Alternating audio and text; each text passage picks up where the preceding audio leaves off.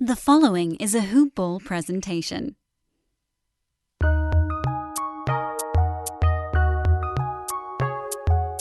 Welcome to the Fantasy NBA Today podcast.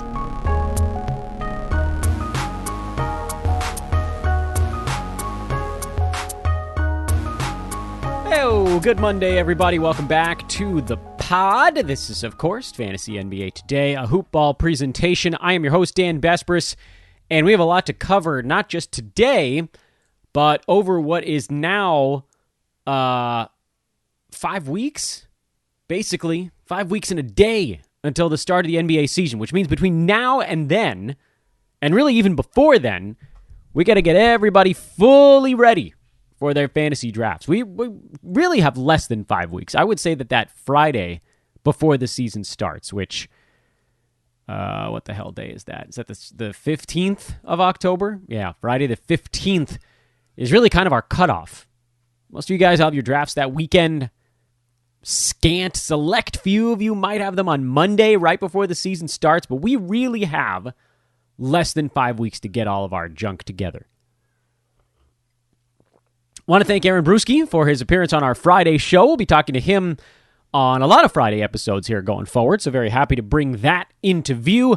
We will also have our expert mock draft and results and breakdowns therein. That's all coming up over the next 4 weeks.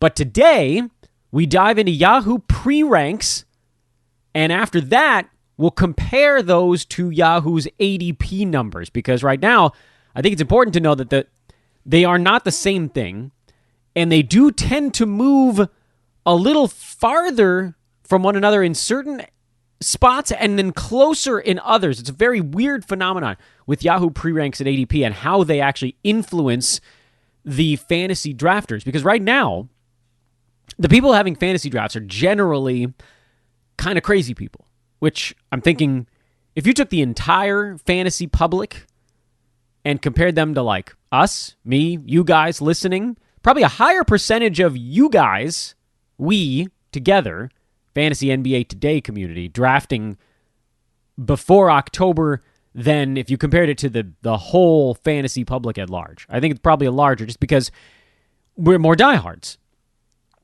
We are a larger percentage of them.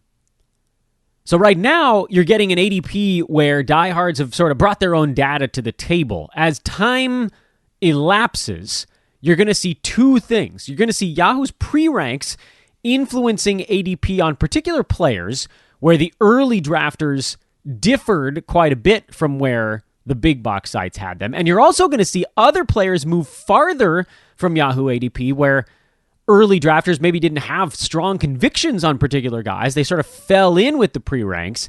And then, maybe a B150 comes out, something like that, in 16 days and moves the ADP on particular players or Roto-World's numbers or Basketball Monsters numbers, or whatever it might come out. So I think it's really important for us to not only look at ADP now or later this week, whatever it happens to be, but also to keep tabs on where it's headed. I have a bunch of things I want to promo on today's show. I'm going to do them towards the middle of the podcast.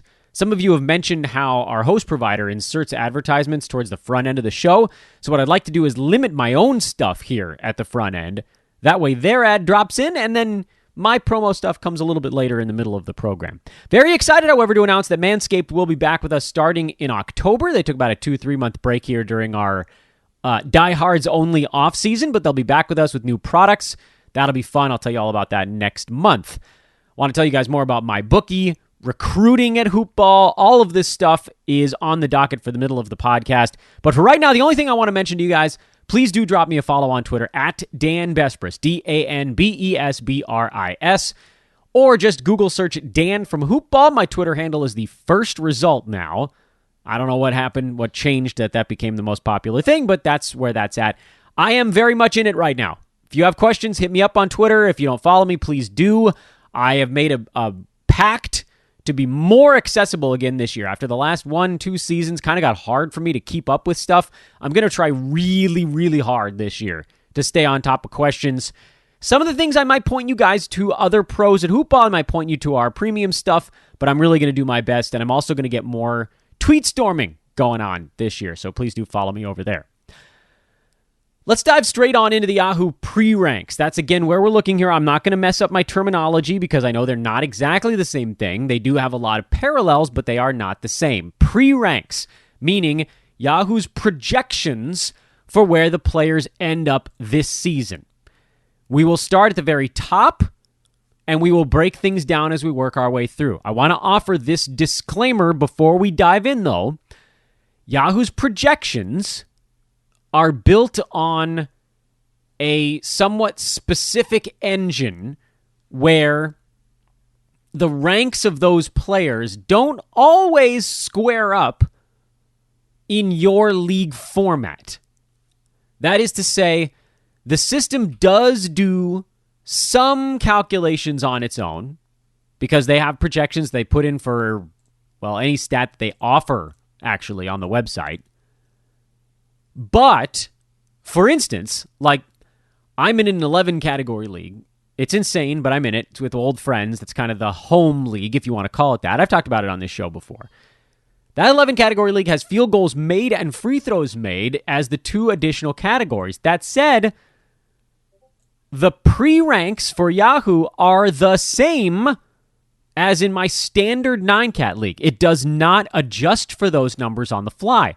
So it's very important to understand, this is the disclaimer, Yahoo's pre-ranks are built not on a typical 9-category standard engine. It's kind of crummy, actually, and it's a little unfortunate for a couple of reasons. One, I'm sure if Yahoo had the tools to do it, they would. It's just too much because they offer so many different setups that, you know, you kind of have to go to a player rank page outside of Yahoo. Like, Basketball Monster actually has a really good one. I know Hoopball is going to have one probably by mid-season or at very latest next year, and I'll be pumping the crap out of that one once we get it. But for now, Basketball Monster's player page, you can actually change which categories are turned on and off, and it will move the players around on the rank board for you. This is a really important tool, by the way. If you guys aren't using that and you're in anything other than a standard league, you're going to get bludgeoned by someone who is. Suffice it to say, the value of, say, Giannis Antetokounmpo is not at all the same in an 11-category league as it is in a 9-category league. For instance, Yahoo projects Giannis to go 485 for 712 at the free throw line. Joel Embiid, 562 for 670. Damian Lillard, 527 out of 587. These are guys that in an 11-category league, they should get an artificial bump because of the free throws made category, where, say, a guy like Steph Curry, who Yahoo has pre-ranked at 6, and only projected to make 354 free throws, he should then artificially be moved down the board in a way that isn't reflected. Because, like I said, these guys are in the same damn slot no matter which league format you're looking at the player pre-rank board. Their pre-ranks are their pre-ranks, and what sucks about it is that they almost shouldn't have to put a number on these guys. It's really difficult. They should just give you their projections, and you should be able to plug those into some kind of engine to actually find out in your specific league, what do they actually think is going on? So our analysis of this is actually also kind of unfair. We absolutely positively have to do it because Yahoo's pre-ranks influence the ADPs of players. Yahoo's pre-ranks influence the order of guys that get drafted in your specific Yahoo league, or whatever it is. If you have an ESPN league, their ranks will influence so on and so forth. I'm just doing Yahoo because I think they're the biggest, I believe, by market share on fantasy. So we have to break it down because it's really important data, this pre-rank board. But it's not really a pre-rank for your league.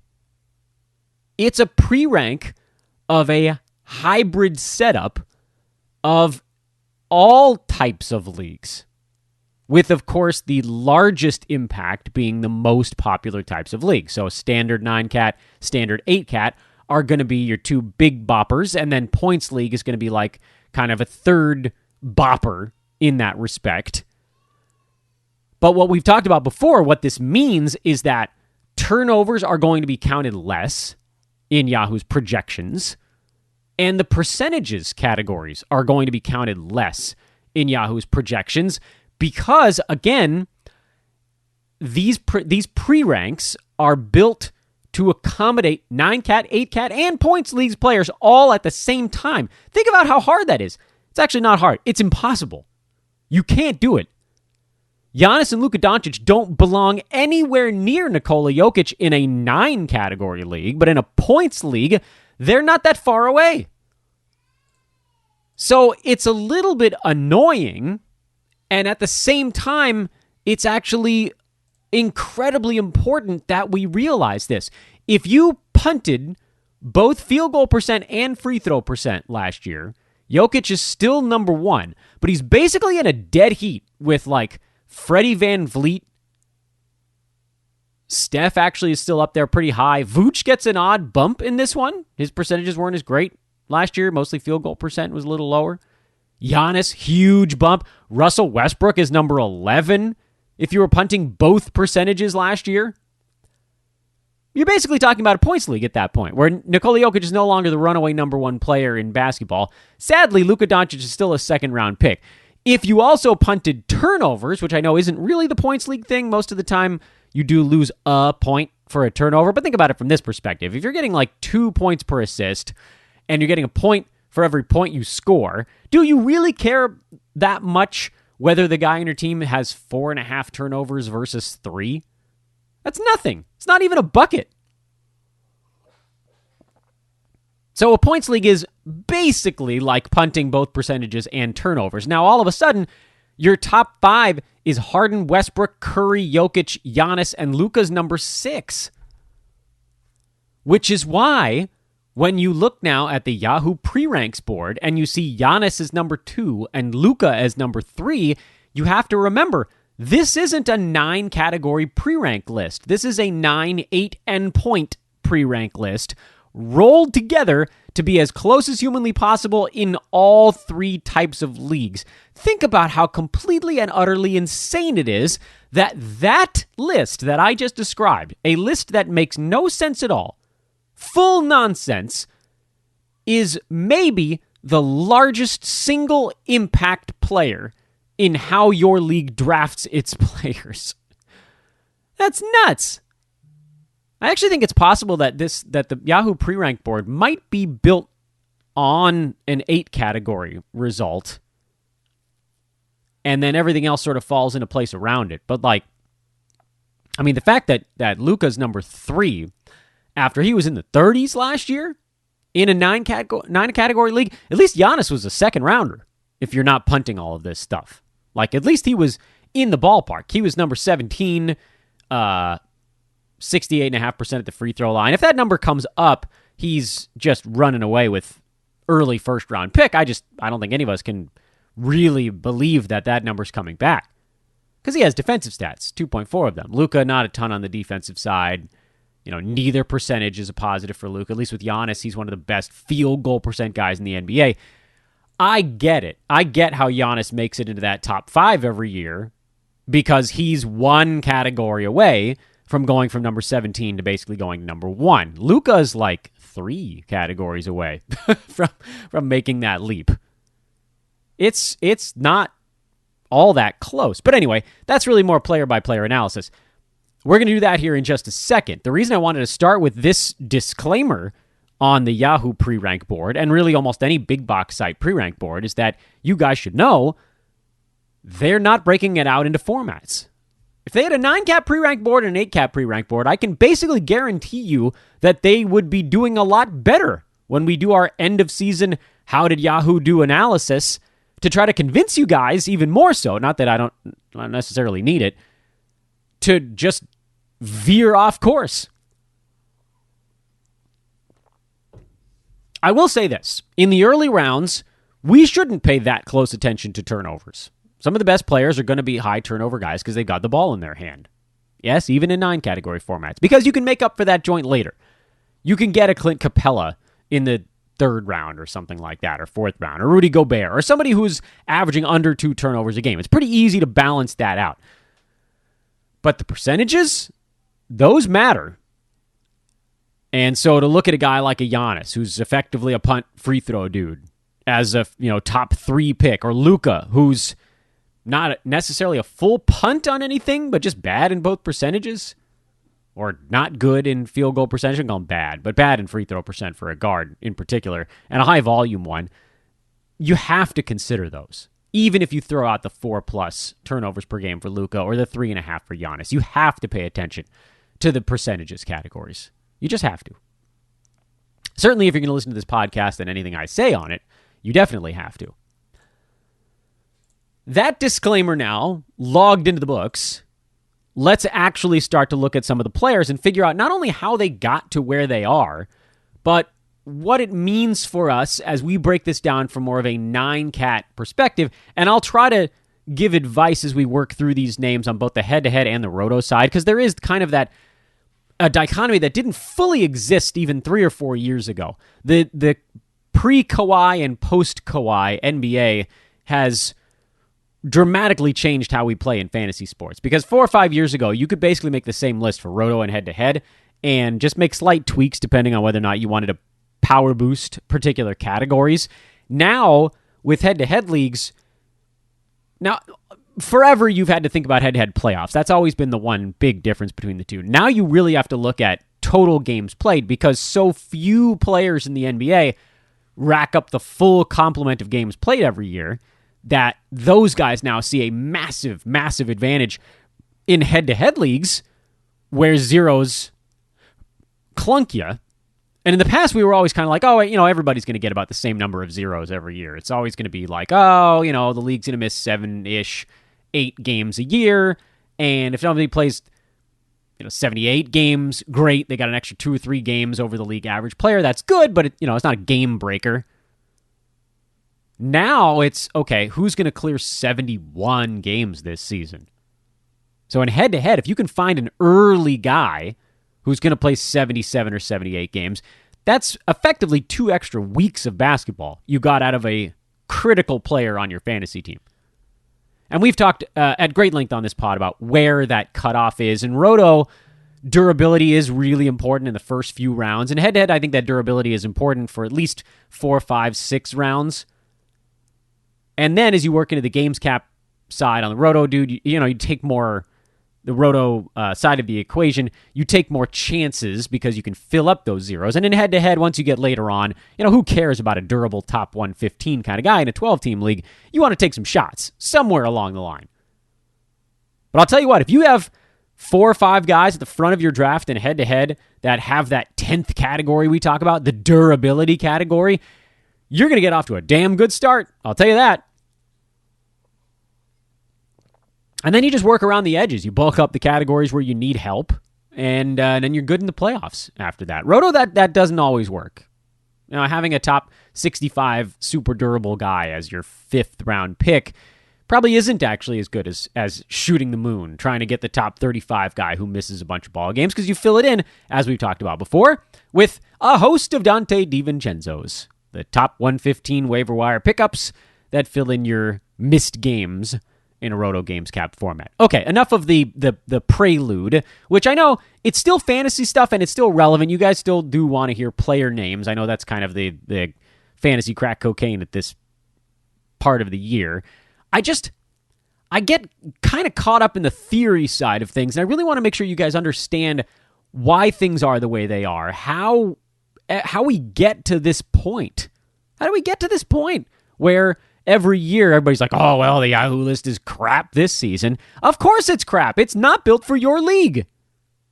No matter what league you're in, that list is not for your league. That sucks for Yahoo. Not that I feel bad for them. They're running the program, and it doesn't really matter how good their list is. In fact, we like it when it sucks because we can exploit that. But it does kind of suck for whoever's over there like, I guess we got to put a 2 next to Giannis, because people are drafting him real damn high in points and 8 category formats, and we can't put him lower because 2 of our 3 biggest formats that's where he belongs, but the other one he doesn't. By the way, this works in both favors, by the way. It just happens to work more so in our favor in 9-cap because we have an extra category that they're not thinking about.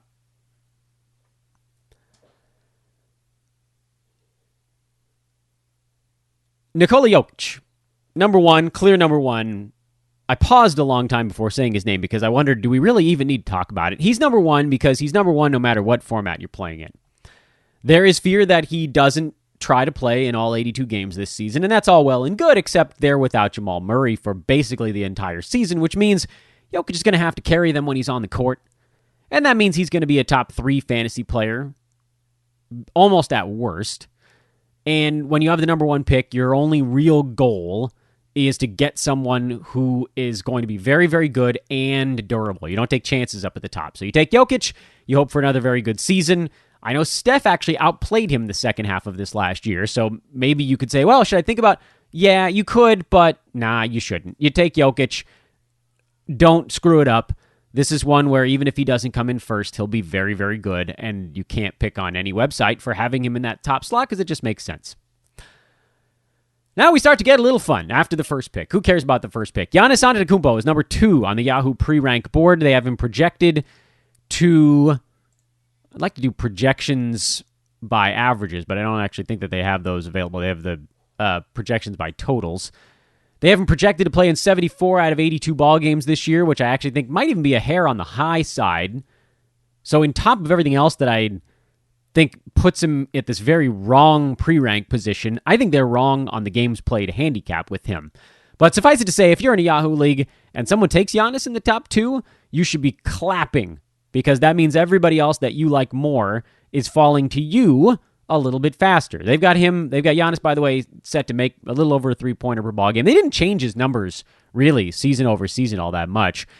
Last year, he averaged 28, 11, and 6 with 2.4 combined defensive stats.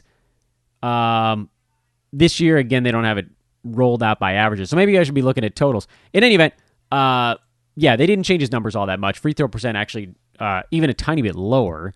Blocks higher by a little bit. Steals lower by a little. I mean, everything else is about the same. So it does beg the question, how the hell does he go from mid-second round to one of the top 2 picks in the league? And the answer is because some people are ignoring turnovers, free throw percent, and, I mean, I know field goal percent is a good one, but ignoring all 3 of those things. That's how. Same story for Luka, right behind him. Although, as we just mentioned, even if you're ignoring all 3 of those categories, he still didn't make it into the top 3. He was number 6 last year. The assumption being, what? His free throw percent does get a little bit better this season?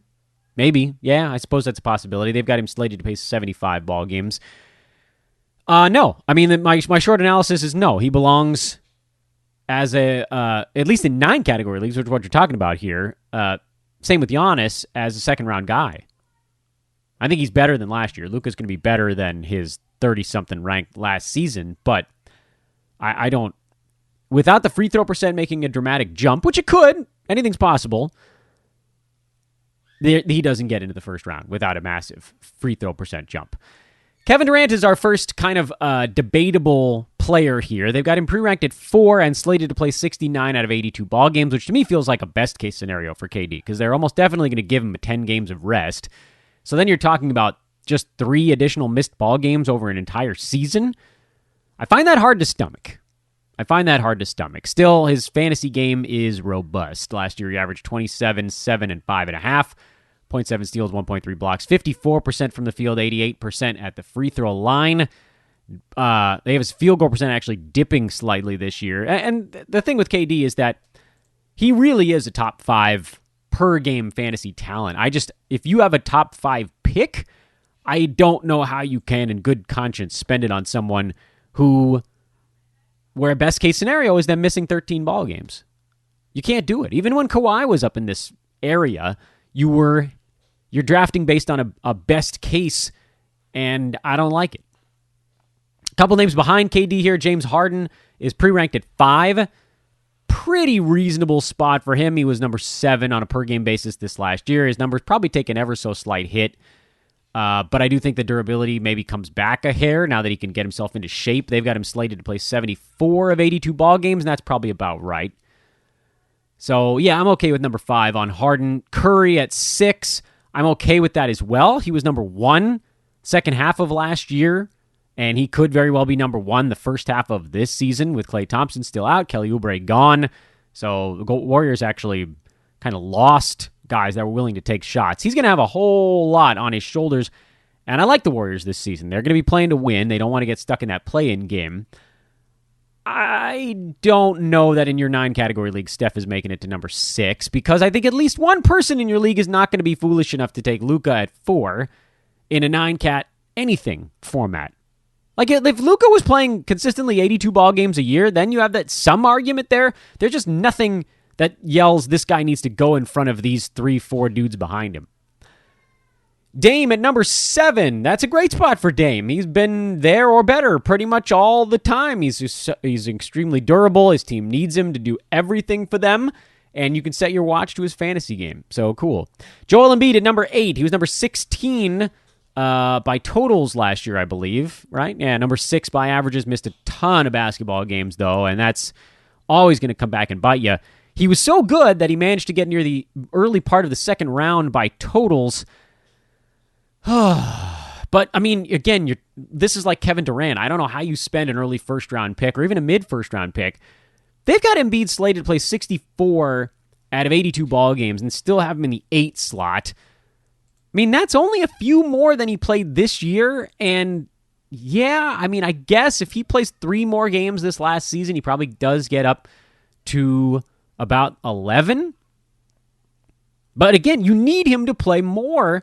He can't miss 18 games and be inside the top 8. The guy who managed to do it this year was Kyrie Irving, oddly enough, but he was number 3 by averages and had a pretty good jump over Joel Embiid, and Kyrie got to number 6. So that's basically what you need out of Embiid. If he's going to miss 18 ball games this year, he needs to be top 3 on a per-game basis. That means right from the outset, it's got to just be full domination. I cannot advise that pick. If Embiid falls to the turn in a roto league, absolutely, but probably won't. And in head-to-head, I don't think you can take him in any format. He's the riskiest player you can take, I think in the top 15 at least, maybe more. Cat at number 9. That's a value play right there. Interesting. I mean, I know he dropped off a little bit. I expect his blocks to come back a tad. They've only got him slated to play 73 out of 82 games. I think he does better than that this year. There's a big prove-it thing going on in Minnesota. Jason Tatum at number 10. He's probably your safest mid to late first-round pick. They've got him slated to play 78 ball games this year. I like... He took a lot of heat. I don't know why he took so much heat last year. I know the Fantasy NBA Today contingent is going to be on the Jason Tatum bandwagon this season. I don't know about the rest of the fantasy community, but the fact that he's falling back near the turn again tells me that people saw last year and thought it was bad. He was number 8 despite missing 8 ball games. He probably misses less than that this year. Again, they've got him missing 4 and at number 10. None of this makes any sense. Again, until you remember this list is actually not for you. It's not for your league. Anthony Davis is number 11. This is to me, actually, this is more of a statistical gamble than a health gamble. I know that sounds weird. The Lakers have built their team to have Anthony Davis at the 4 all season long. They have both DeAndre Jordan and Dwight Howard to deal with the center minutes. Those guys will take most of them over the course of the season. Anthony Davis will have to play some 5 against the smaller teams in the marquee matchups where the Lakers can't just sort of sleepwalk through it and expect to win on talent alone. But overall, last year, 8 rebounds a game. That very repeatably low number for him. The 1.6 blocks, I hope that does come back for AD. But more than anything, I really hope his 6 free throws a game are not at low 70s anymore. He needs to get back up to 80 in that department. And that'll thrust him back to at least the turn on a per-game basis. If the blocks come back at all, then he's back to being a mid-first-round pick. He is, by the way, the Yahoo's engine has him set to play 68 ball games this year, which I think is actually a fairly reasonable number for him. If he's on the turn, I think you almost have to take him because he does have the ability to go mid-first round. And by the time you get to this juncture, yeah, you're trying to make sure the bottom doesn't fall out, but your other options here are probably like a Bradley Beal, maybe Vooch. That's too early for me on Vooch. Paul George, if you wanted to reach down the board. Kyrie is a possibility there. Butler, Bam Adebayo. And you may end up pairing some of them. Like, you might want to get Jimmy Butler on your team. He had a great season last year. You might want to get Paul George with no Kawhi. You may have two. You may be able to get two of the guys that you like in that zone. Again, AD going at 11 means two guys are going to go in between Anthony Davis and your next pick, and then you just kind of have to hope that it's not the two you were targeting. But this is all part of that game theory. This is where end of the first round, beginning of the second round, this is where the buckets are actually slightly relevant. First two rounds, overall, they're not usually. And LeBron, number 12. I don't actually care what format you're in. This doesn't make any sense to me. He was not good last year. And he's going to do less this season. LeBron James was number 34. Yeah, turnovers and free throws, that played a really big part in it. You could make the same kind of Giannis-like arguments as to what didn't really work for him. But take what he did last year, and I would say shrink it. Even if the free throws and turnovers are not your thing, he's going to take fewer shots. He's going to get fewer assists. Points are going to... Like, everything's coming down with Russ in town. That was a move made so that LeBron James could save his ammo for the postseason. Pretty much. This is a, hey, you're a maniac. Go take some of the... Go shoulder this load. And you know Russ would run through a brick wall for any of these guys. Much as I have at times clowned on Westbrook's fantasy game, he is one of the top 5 hardest competitors in the NBA, even if he's doing kind of silly stuff some of the time. I got no real explanation for this one. Trey Young is at number 13. He'll be generally overdrafted in most formats. Again, make the argument, 8 category. Yeah, turnovers go away. Points leagues, the bad field goal percent goes away. But this is too early for him in 9-cat. This is a wonderful situation for those of us who are not interested in Trey Young, where he'll get picked somewhere in this neck of the woods or a few picks later. He's not going to fall very far because people love Trey Young. But I must remind you all, he was number 58 by averages in 9-category leagues last year. He's down there with Braun.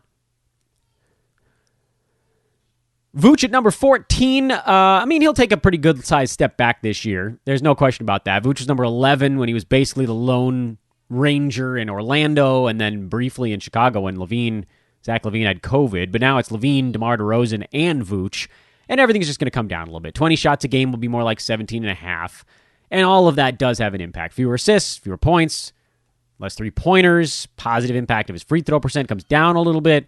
Do the turnovers come down? Yeah, it's possible. Do the minutes come down? I don't think so. Do the rebounds change very much? Probably not. He's still going to be doing a lot of that. So it's not going to be like it's a bad thing. But this is a guy now that you're probably looking at more like mid to late second round in probably a best case scenario on a per game basis. Mid to late second round. And then I do think he'll play a lot of ball games. So there's a good chance he plays 76, 77, 78 games this year. And that'll help him by totals. So there's a safeness to it. But just based on this particular list, if you're at pick number 14, I'm still seeing 3 or 4 guys on the board that I would far prefer to have over Nikola Vucevic. And I like Vooch in general, just, not this much. Zach Levine at number 15, that's crazy high for 9-category leagues. He was 25 last year in what I think we could argue was the optimum Zach Levine. 51% from the field, 85 at the free throw line on almost 20 shots a game. Yeah, nah. It's coming down, man. It's coming down. This is not even close to where Levine should be going in a 9-category league. And frankly, there's no good explanation for this because his turnovers were not that horrible last year. 3.5 is bad, but you can swallow it. And he had good percentages in both. If you wanted to call this an 8-cat rank exclusively for Levine, I get it. But now you're kind of ignoring 9-cat and points leagues for this one. That makes no sense to me. Bradley Beal at number 16. Hell yeah. What the hell is he doing down there? Has everybody forgotten what Beal did when he had no prominent teammate? Do we need to play the what did Beal do when John Wall wasn't around game? Dude took 23 shots a game and was number 11 on a per-game basis. Number 14 the previous year on 20 shots per game. And that was on the low side. This is a guy who has upside. He's durable when he wants to be, and I think Washington wants to convince themselves they're going to compete this year. So that's one of the names I'd rather have over Vooch.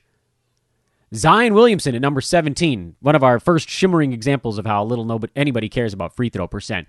There is no reasonable reason why Zion should be going in the second round. He had, I thought, a really good season last year, and he was number 68 by totals. The best single field goal percent guy in the NBA, also one of the worst free throw guys in the NBA. Very polarizing set of percentages on that cat. I don't know what we all think is going to change here. Are the steals and blocks about to magically shoot through the roof? It's a possibility, I guess, but to go from 68 to the middle of the second round, that takes a lot. Russell Westbrook at number 18. What? No. I'm just going to say no and move on. Kyrie Irving at number 19. I know everybody hates the fact that Kyrie Irving just magically misses ball games, but dude was number 3 on a per-game basis. Missed almost 20 games and still was a first-round pick. Will his role shrink this year? It sure will, but guess what? Kyrie Irving shot 51% from the field and 92% at the free throw line. So even if his role goes down, those things will remain good. And you're talking about, I don't know, a small decrease from number 3, or even a medium decrease from number 3, still keeps you in the first round on a per-game basis. I like Kyrie in the second round, particularly if you're in a Roto Games Cap league, because those missed games in head-to-head are going to drive you insane. That's where, like, this type of roll of the dice is, or even Anthony Davis going a little earlier in a head-to-head league. I don't know that I can get behind it quite as strongly, but Roto Games Cap, you can get Kyrie around 20, and a guy that might go top 5 per game, top 7 per game. Anthony Davis, you get him at 12, 13. He could go top 5 per game. It's hard to pass up, even with the missed games risk. Paul George, number 20. Paul George let me down last year. I thought he was going to have a better season. Thought he had something to prove after that funky bubble performance. And he got off to a really good start, but the length of the season just kind of wore on him. And that might happen again this year with no Kawhi Leonard. He's going to be asked to do a ton. He's probably going to take 19, 20 shots a ball game. And that type of usage means good things for PG. So to me, there's a worst case scenario for Paul George is like top 14 per game performance. I think he could go better than that. I remain concerned about his ability to play in every ball game going through the year. But again, late second round, you kind of have to. Kawhi Leonard is currently pre-ranked 21, so he'll come off the board at some point soon, and then that'll all readjust itself. Julius Randle at 22. This one only makes sense if you think Julius is going to play in all 82 ball games this year, which I don't. He had a wonderful season. There's no denying that. He played in 71 out of 72 Knicks games at number 39 on a per-game basis, and then by totals, that got him all the way to number 16. But guess what? The Knicks brought in everybody. They brought in Evan Fournier. They re-signed Derrick Rose. They brought in Kemba Walker specifically so that Julius Randle wouldn't have to take that many shots every ball game. You don't need to take 19 shots a game anymore. And with it goes the fantasy value. So bid farewell to that. Bam Adebayo at number 23. That dude might play all 82 games this year. I have no idea what the hell he's doing at that marker. He was number 12 by totals last season. 64 games, so yeah, he was a little bit better than league average on total games played, but he was number 19 per game. Is this the expectation that Kyle Lowry is going to sink him? I don't know what's going on. Everybody hates the Heat right now because Jimmy Butler's at 24. That's a fat miss for Yahoo as well. They've got him playing 69 games, which, I mean, just the math on this is so out of left field. But guess what? Jimmy Butler's great at both percentages, which means, yep, you guessed it, points leaguers don't like him as much. 8-cap players don't like him as much because his turnovers weren't bad last year. It didn't really change his projections. But still, this doesn't make any sense. Dude was number 5 on a per-game basis. Even if you scale him back, he missed 20 games and was number 10 last year.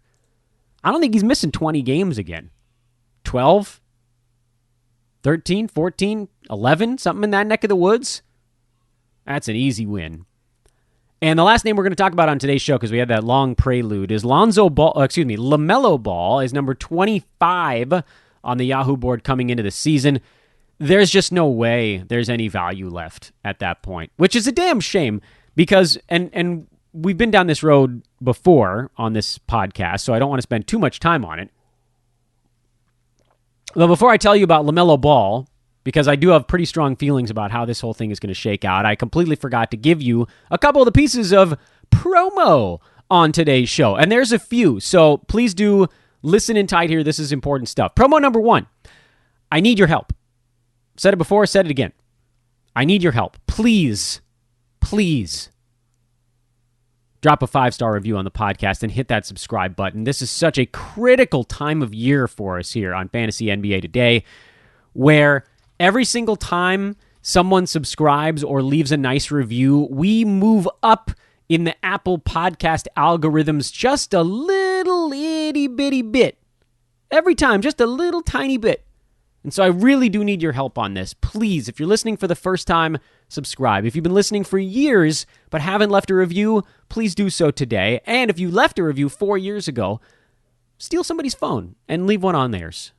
I need you guys because September, October in particular, even the beginning of November, this is when new listeners are hunting for shows, and I need your help making sure that our stuff stays on that first page of results because we do get there this time of year, but only with your help. So please, I need your help with that. On the things that I don't need you to do for me front, we do have a couple of promos. Number 1, we're recruiting at Hoopball now. Fire up the engines again as we head towards the start of the season.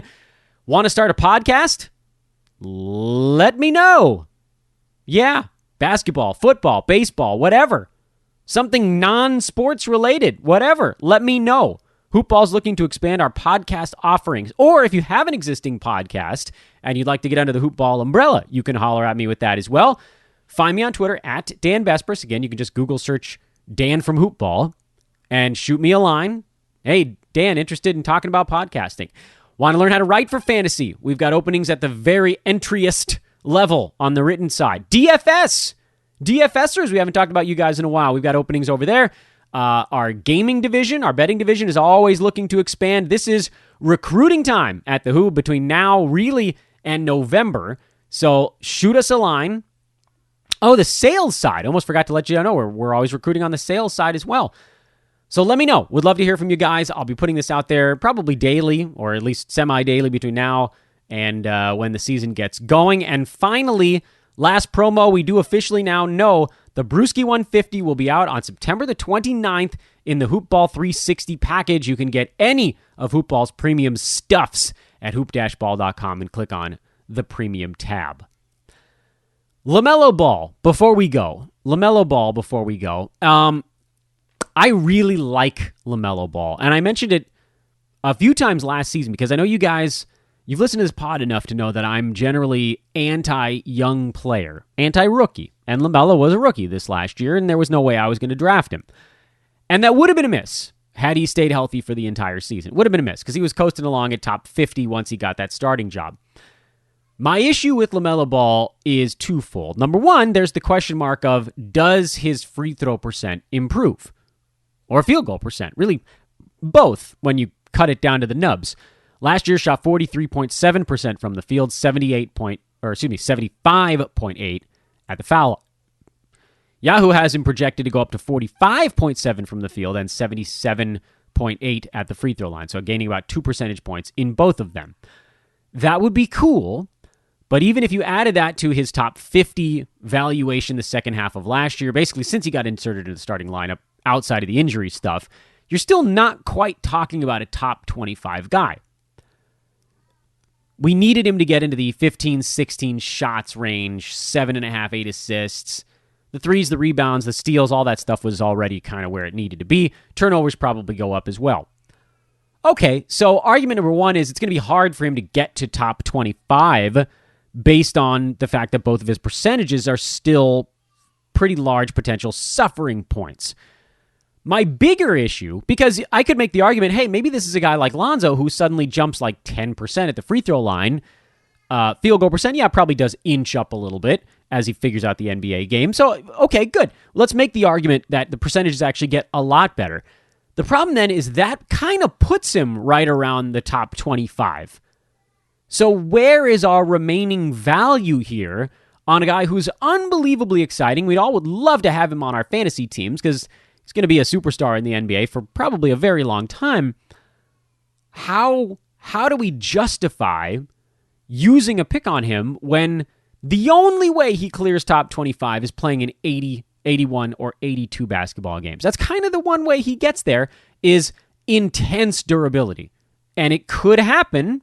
He didn't have a lot of nagging injuries last year. It was just one big one that knocked him out for, 4 to 7 weeks, something in that neck of the woods. I don't remember the exact number on it. He ended up playing 51 out of their 72 ball games, so it missed like 5-6 weeks. Does that happen again? I don't know. Could he play 81 ball games? Yeah, he could. It's a possibility. And what are some of the other players that are still available at 25? Is there anybody in there that you're like, oh yeah, well this is an obvious one? Yeah, there are a couple in the next 5 to 10 names that I don't think are really all that debatable as guys that should go in front of LaMelo Ball. But then you get to guys where it's like, well, I could kind of go either way. So there is actually a somewhat cogent argument for LaMelo in that 25 range. But the big reasons he's going there, number one, points leagues, A category leagues, that's going to bump him up the board. And so in 9-cat, that hitting that upper echelon where he's going to be in 8-cat and points cats leagues, there's just sort of there isn't much doubt there. It's harder. It's harder in 9 category formats. And then again, the other thing is, can we really put our money on the durability side of things? Is that, can we say for certain he's going to get to 78 ball games this year? And you can't. You can't. So you kind of have to, and it's really hard because I think we all want LaMelo, but that's why he's where he is right now. And that pushes guys down the board, who we'll talk about tomorrow, that are just simply safer. Because much like with the first round, and this is, I know, the first pick of your third round, LaMelo's not going to be a first rounder on a per game basis. He's just not quite there yet. He may at some point in his career, if the percentages all kind of come together, get to that point, but it's not there yet. The only way a third round pick wins you your league is if your third rounder is a top 5 fantasy player. And we've done that a couple times with guys like Chris Paul. Vooch has been in that neck of the woods last year. Those guys are dudes that elevate your team up into the topmost chunk. So if your pick at 25 really hits, it's a pretty big win for you. Not so much in the way like in the first round, you don't need to take a swing. You just need to not screw up your team. But there are just guys right here that, early third round picks, you have guys that are like guaranteed top 25s, and you gotta take those, because the difference between taking someone there that falls down into the 50-55 range versus maybe moves up to like 12, it's just not worth it when you can just say, you know what, I'm going to take a guy that I feel really damn confident is going to sit at 20 at the end of the year, barring a catastrophe. The other piece of good news, at least on the LaMelo side, is that his floor is high enough now because of all the incredible things he can do, where even if this one doesn't pan out brilliantly, you're probably still looking at someone inside the top 50. That's kind of a worst-case scenario. So he's a pretty good ceiling, very high floor player, which doesn't make him a bad draft pick. It just makes him one that's a little bit too value-tapped for me at this point. And that's my LaMelo rundown. Tomorrow we'll start with pick number 26, or pre-rank number 26. See how far we get. My guess is we'll finish this up on either Wednesday or Thursday, and then pivot and look at how that compares to Yahoo's ADP information, and then mock drafts. Again, hit me up if you want to be part of the Hoopball family. I didn't even tell you about my bookie. We'll save that for tomorrow. Follow at Dan Besbris, at Hoopball Fantasy on Twitter, and please subscribe and leave a 5-star review. Also, please have a lovely Monday. We'll get back at you tomorrow. So long, everybody.